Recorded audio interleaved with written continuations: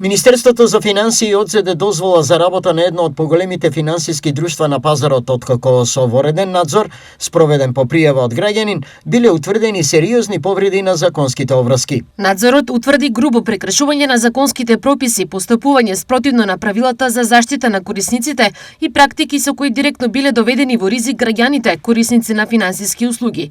Поради тежината на утврдените прекршоци и сериозноста на констатираните неправилности, Министерството за финансии донесе решение за одземање на дозволата за работа на финансиското друштво. Стои во денешното соопштение од Министерството. Од почетокот на оваа година, од кога се засилени контролите врз работата на финансиските друштва, до сега изречени се 22 глоби за друштва, како и 23 писмени наредби за отстранување на утврдените неправилности.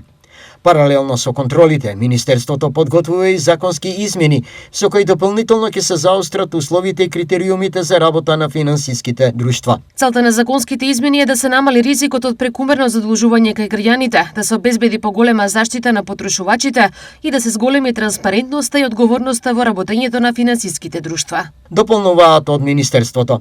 Министерството за финансии ќе продолжи со интензивни контроли и ќе ги превзема сите расположливи мерки согласно закон со цел заштита на граѓаните и спречување на непочитување на законот.